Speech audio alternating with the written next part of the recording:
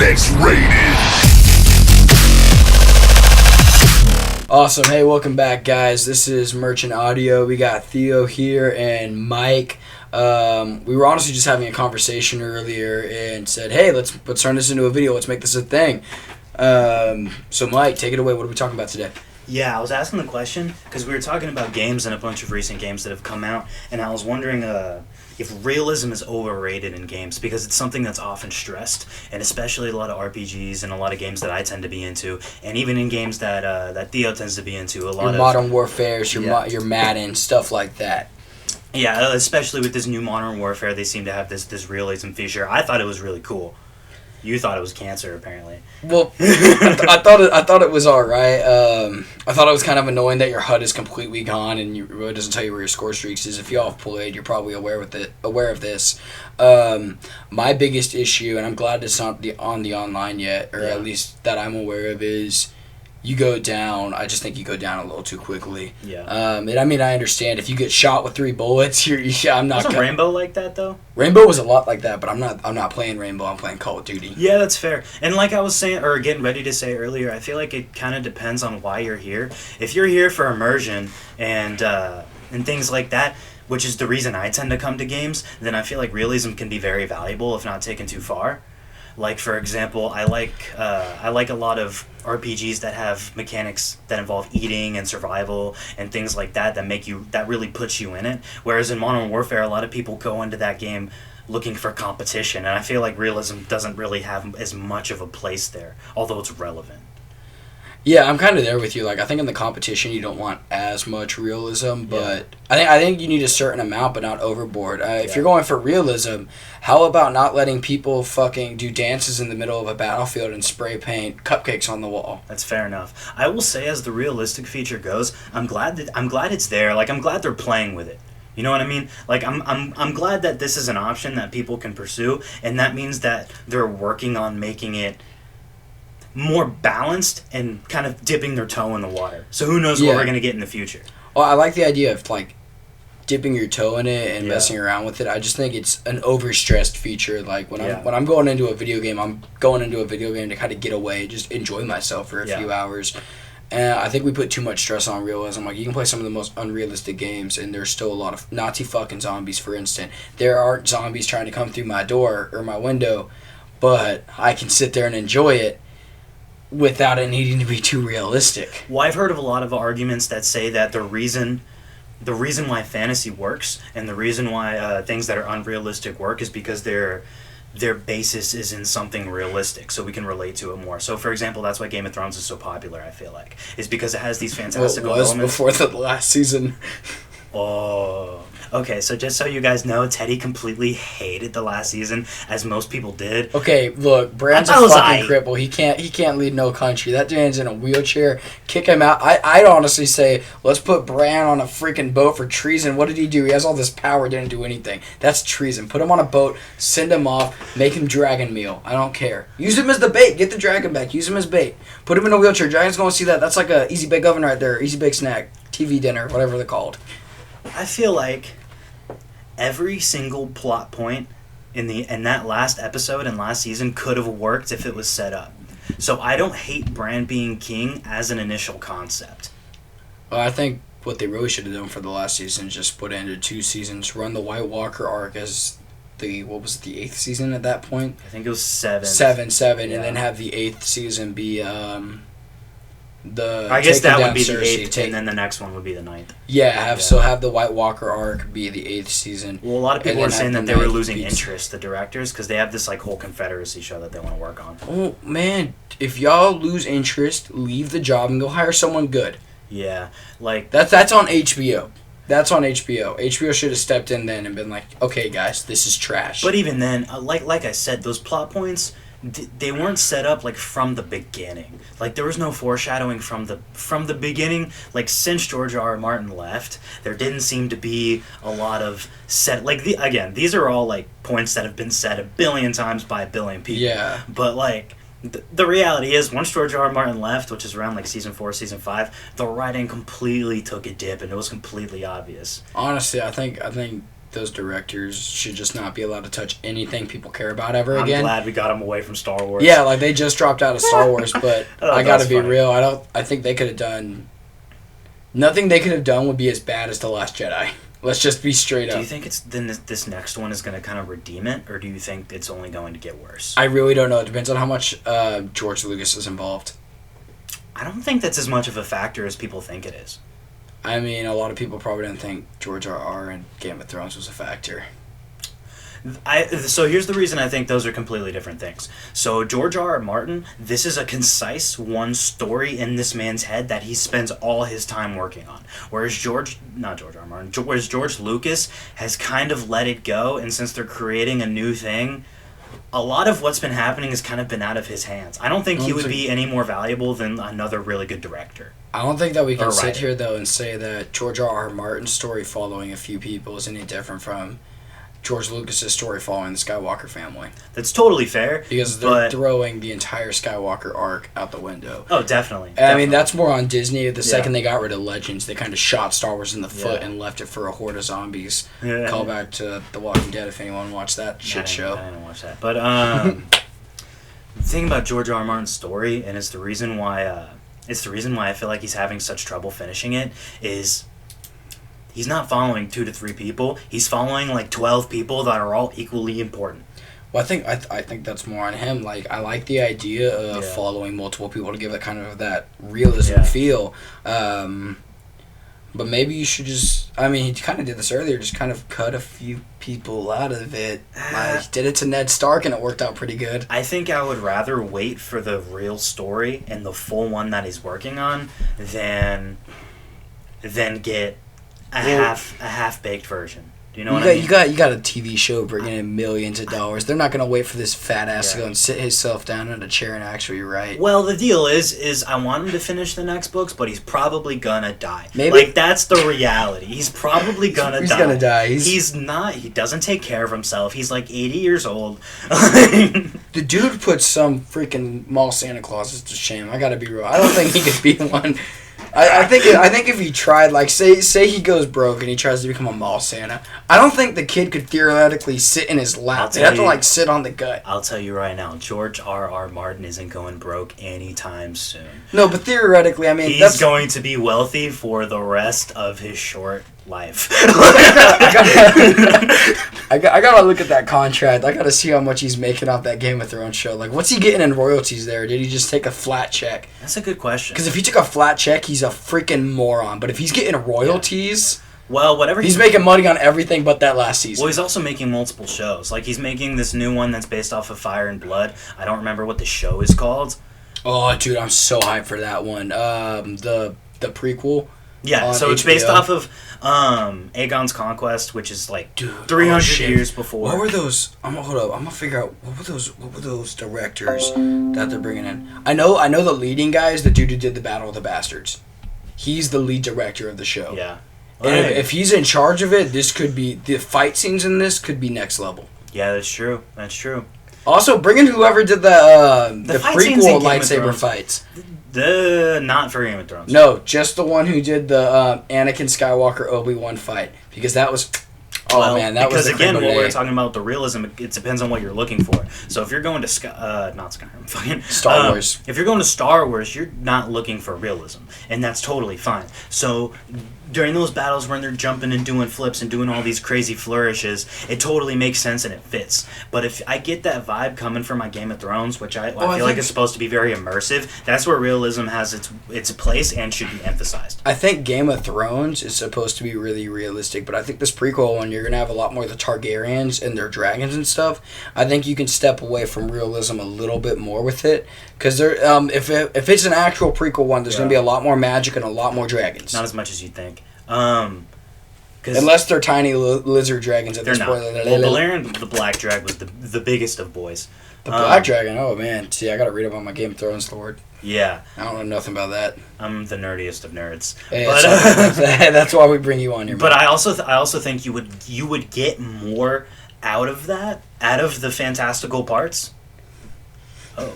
You would get more out of the fantastical parts if you kept the realism in there. So I feel like all the more fantastical parts would have more impact since you kept the realism in there. So when you see those super fantastical parts, you're just in awe. No, I kind of feel that because I remember the first time Daenerys hit Dracarys, like, and she lit that dude on fire. Exactly. It was like, oh my gosh, this a bad. Fill in the blank because YouTube won't take my money if I say it. You haven't, dude. You haven't cared one bit up to this point. So yeah, but then I thought about it. Well, I mean, we're not making money on this anyway. Like, the 5 people who watch this, we respect y'all. The 5 people who watch this, the first 5 who hear this, drop it in the comments. We'll give you a shout out on the next one. Oh, another thing in the comments. Leave us questions and stuff because we were talking beforehand about things that we could talk about, but. We were kind of running on fumes and stuff like that. So if you wanted to leave stuff down in the comment that you wanted to hear about, then yeah, you just let us know. Same thing with Mondays when we talk about sports. Anything there you want to talk about? Don't want to plug that talk night too much. Well, you can have fun with that. hey, that's more my thing. You're the nerd. We bring you on for that. I take care of the Monday stuff. Yeah. Let's get back into this video game talk a little bit more. Honestly. We've talked about the realism. Let's talk about maybe the most real part. Business. Let's talk about maybe the most real part of video games, and that's those microtransactions. Everyone knows life's about the dollar. Now that was a transition. That was a hell of a transition. That was a good transition. But anyways, so the reason I had that written down anyways is because, and he was kind of curious about my thoughts about it, but I was telling him to save it for when we're actually talking. Yeah, he wouldn't even touch it. I feel like the industry is slowly moving away from microtransactions. I think it's because they're actually listening to us and hearing that we're sick of it. If you pay attention to business trends, I think companies are starting to see games that do very well without that kind of microtransactions and without those kind of microtransactions, and they see games that like 76, and they see games like that recent Battlefield game that did really bad. Well, it did really bad at first until Disney kind of stepped in and said, "Yeah, we're gonna pull y'all's rights if you don't fix this." Or what? But that's you're talking about Battlefront. Oh, I'm talking about my bad. That's the cancer that is EA, and I have a whole talk about them. Well, I could talk about Bethesda's buffoonery for hours, but we don't have Bethesda's hours. Buffoonery. I mean, we got a little bit of time. But anyways, but if you listen to trends and how bad those games are doing and how well, like, for example, the recent Outer Worlds, the slightly less recent Witcher 3, God of War, the most recent Spider-Man, all these, and the most recent Modern Warfare, which is a game that should have a ton of microtransactions. A ton of buffoonery, but doesn't. The only microtransaction I've actually aware of in the new Call of Duty is they do have a battle pass system called Call of Duty Endowment, but it's only $10, and I think that's one of the few examples. Like, I think all the crap I want to talk about Fortnite. Yeah. The one thing they do is, like, you pay $15 and you get a lot for those $15. Yeah. They have their V-Bucks, and, you got kids stealing their parents' credit cards to get some emotes, man. You got them little Kremlins all out your there. 12-year-olds. Yeah. If you're 12, drop a like. If you're 12, we're real YouTubers now. Chill out. Yeah, honestly, don't take your mother's credit cards. But breathe. You don't need to spend $300 on. From what I can tell with this Call of Duty is the basic setup. I haven't put the money into the game yet. I probably will. Yeah. Is you spend $10 and you get like this battle pass thing, and it gives you challenges every week. So it's like, hey, go steal 50 flags in domination or something like that. And you unlock these blueprints that give you guns with attachments, and they're pretty cool setups. I think we've recently hit a low point. Okay, good. It's still going. I think we've recently hit a low point with our, with 76 and Fallout First and all that kind of stuff. But God. I don't think it's long until the industry starts to realize the games that are making money, because it's not just that these games like God of War, Spider-Man, stuff like that are extremely popular. They're making extremely good money. Well, one thing I really liked about the Spider-Man is they offered this thing whenever it first came out, and they had their DLCs, which I think were like $15 a story. That's a DLC done right. I tell you all the time. They had this offer at the beginning. I think it was like $25, and you got all of them. Yeah. And I know I personally took up that offer, and I actually kind of forgot about it. That's DLC done right. If you pay $25 for something and you forget that you paid the $25 for something and you think you're getting something for free, it was definitely worth the $25. As much crap as everybody gives Bethesda now, they used, besides the Horse Armor DLC, but they used to do DLC right. Me. So Theo likes to have these tell me that, like, you can't wait for the day when all DLC is free and it just comes in the game. Oh but my that's gosh. fairly unrealistic. That's a pipe dream. That's how it was back on the PS2. You look at the PlayStation 2 games. But you're not. The thing is you're not gonna get a Dawnguard DLC. You're not gonna get a Dragonborn DLC. You're not gonna get a Blood and Wine like from The Witcher for that. And the thing is if you're giving me quality, I am 100% willing to pay for it. I'll pay for Blood and Wine. I'll pay good money for Blood and Wine. But if you're giving me a Fallout first, I don't want it, and I'm not gonna pay for it. And I think they're starting to realize that. I think there's a big difference though between microtransactions and DLC. I want to get back into the microtransactions because I'm a big player of Madden, and the microtransactions in that kind of game are rampant. And I know you don't play Madden, so I'll give you a quick synopsis of what it is. Yeah. Basically, there's this game mode called Ultimate Team, and it's where they make all their money. And there's an auction, and you use coins that you win from online games to get these players that you can then start. And let's say a 91 overall right now in the game is probably about 300,000 coins. And you can get that through playing online games, selling your cards in the live auction blog, and doing the solo challenges that they offer. However, they have another option where you can go to their store, and whereas it's not strictly pay to win because you can buy these cards with coins, they have an option where, hey, if I spend $100, I get 12 packs, and those packs have a guarantee that I'll get at least an 85 overall player. And the top is 99 overall, but the highest in the game right now, I believe, is 94. Yeah. Yes, 94. And you have a chance of getting a 90 overall player in this, but you're guaranteed at least an 85 in each of these packs. And because you spent money on the game, we'll give you a free 90-plus overall player. So the reality is it's trends like that. So it's things... It's not that we're unwilling to pay for things. It's just that we don't like being treated like we're stupid. Right? So as long as a company or a game will have goodwill towards its players and give me something quality for my money, the thing is people are willing to pay money for quality. Or for even anything that's fair. But the second you start treating players like they're stupid, your game goes in the dumps. Like Battlefront 2 used to go into the dumps. It went into the dumps directly at the beginning because the microtransactions even there because you would have to buy their packs and you were told you had a chance of getting these skins, but they didn't tell you what your odds were. And this there was actually, I believe, a lawsuit, and they I don't think the United States did it, but I believe that some of the European countries did it. I'm pretty sure it's European countries. Yeah, where they actually ban that unless you give them the stats. Because I know if I fire at Madden now and I try to buy it, it's got to tell me the exact odds I'll pull. It had something to do with gambling laws. Yeah, they branded it gambling. And honestly, I don't think transactions like that have a place in video games. I think if you want, and maybe this is just me, and I know some people don't have the time to grind this kind of stuff out, and they don't want to work for it, but I think if you want skins, anything like that, they should have to be earned. I kind of miss that in the old games. Like if you wanted to unlock something cool, you had to go and earn it. Yeah, I haven't played a real Call of Duty since Modern Warfare 2, but Call of Duty actually did it pretty right until they used to have I remember people would work really hard and they would get the golden guns and stuff like that. Yeah, but that was based on you'd have to go and get 500 headshots. I remember Prestige was a thing. Is that still a thing? I don't think it is in Modern Warfare. I think you just go up as high as you can. I'm not sure on that. I know I've seen a few level 110s already. I'm y'all have no life. But I know a lot of the other games. The Black Opses were pretty bad. Black Ops 4, I believe, was pretty bad. And honestly, that was their low point. The Infinite Warfare and Advanced Warfare has had a lot of those kind of transactions. That was their low point. One, they decided that. I feel like when you build a brand like that, hey, we are the realistic modern shooter game, right? And if you want to branch off from that, I think you should have the artistic freedom to try it. But I think there's a point when you just completely try to rebrand yourself.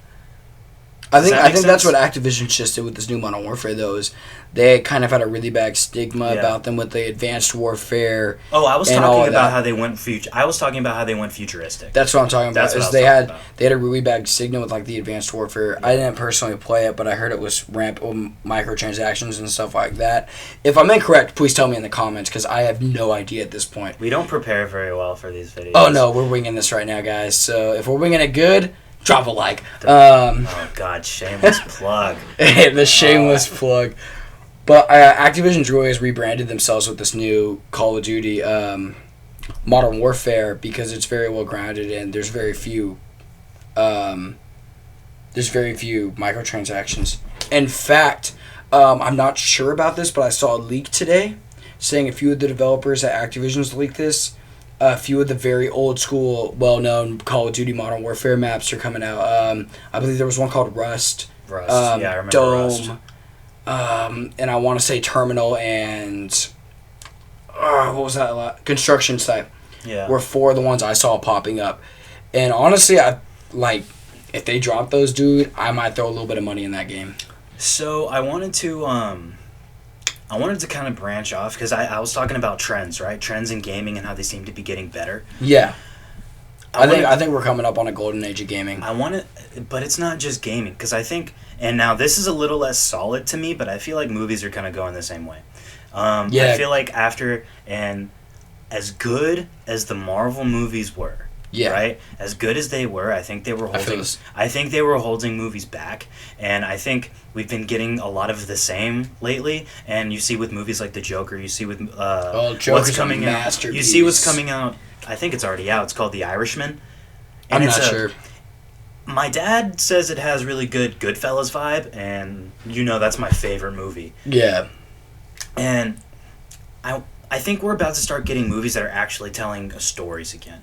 Original stories that are interesting about people. I think this Friday I'm going to see this movie called Midway coming out that looks really good. And I did hear about that. I haven't heard much about it. It's basically it's a true story, but it's dramatized, of course, and it's telling the story of the Midway battle. And I'm super hyped for that because if they're bringing back those historical fiction based movies, like even I just want to see something real again.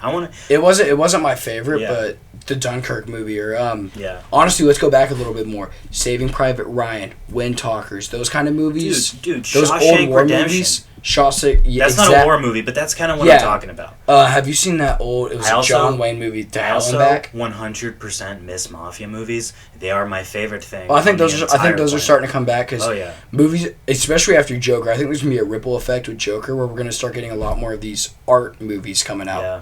Because I think movies stopped being an art for a while and became like Fast and Furious movies. Either we're doing superheroes or how big of a bomb can we set off. Even those movies are getting better, like Hobbs and Shaw. I didn't see that, but that seemed to be a lot of people liked it, and people don't normally resonate with Fast and Furious movies that much. So Hobbs and Shaw did something that I've been saying action movies need to do for a while because I've grown dull to action movies. I really don't care about them anymore because you have these giant CG explosions. And I'm like, why do I care? It's CG. I appreciate it. So, well, they brought the crazy CG and they blended it with maybe it's my favorite form of movies other than these artistic ones that are coming out, comedy. Yeah. It had a really good blend of comedy and action, which I think could be the future of action movies going forward. Even honestly, anytime you have Kevin Hart and The Rock in the same movie, it's gold, like Central Intelligence. So you're talking about these action movies not taking themselves so seriously. Exactly. Unless you're doing a John Wick. If you're doing like a John Wick or you're doing like a war movie, something a little bit or more even realistic. like a 007, take yourself seriously. But I think if you're having like atom bombs go off in your city and stuff, throw a few jokes in there because I'm getting bored of seeing planes crash into crap and blow up massively. There's a point where it's just like, dude, don't even try to act like that's. Don't like, try. That's reasonable. Like, oh my gosh, like. Don't take yourself seriously if you're not. Like talking about we watched it the other night, that new Mission Impossible, and I'm pretty sure Tom Cruise did hang on to the C-130 going down the runway, but you're not going to convince me that this dude's 1,000 feet in the air hanging on to the outside of a C-130 breathing where there ain't no oxygen. Oh, the farmer's walks. Yeah, this I'm like, got 4 arms of steel. Come on, at least make it believable. Or at least rationalize it. Going back, this honestly goes back to the first thing we were talking about, realism in video games. I think movies, you need some more realism, and if you're not going to have the realism, bring in the comedy. Yeah. I think in video games... I don't know if that has to be a rule, though. It doesn't have to be a rule, but kind of a guideline, especially if you're making that kind of movie. But in video games, throw the realism out and focus more on the storytelling. Yeah. Movies, focus on the comedy, ditch the realism. You know a great video example games... You know what a great example of that is Kingsman. Kingsman's a really good example. Kingsman is exactly what you're talking about. I think Kingsman is pinnacle action movie. I think that's the future of action movies. That's literally what. Look at Hobbs and Shaw. Yeah. Hobbs and Shaw kind of followed Kingsman. Yeah, I think a way. It depends on the vibe you're going for, because again, you got Kingsman, which is a really popular action movie, but you also have like movies like John Wick, which are very popular because they're so realistic. Yeah, they take themselves very seriously. I know. John Wick isn't the most realistic movie ever, but it takes itself seriously like it is. When this man's shooting shotgun shells to penetrate armor, you tried. You tried. The effort. I respect the effort. And guys, we're no critics here. We're just two dudes talking about what we think. If y'all have a different idea, drop it down in the comments. We'll talk about it next week. We're going to be trying to doing these kind of talks every Wednesday, hopefully, or I'll be dropping them Wednesday. We're recording this Tuesday night. Yeah. Yeah. So yeah, let us know what y'all think. You got anything else? Not off the top of my head. I think this is good. All right, guys. So thank y'all for listening. If you liked what you hear, let us know. Subscribe, drop a like. Oh, dude, you're dying. We're real YouTubers now. You're really trying, and I appreciate drop a like, that. Drop a comment, subscribe, and hey, if you like it, let us know. We'll talk about it. Dude, next you guys time. have to leave a like. This man is really giving his all.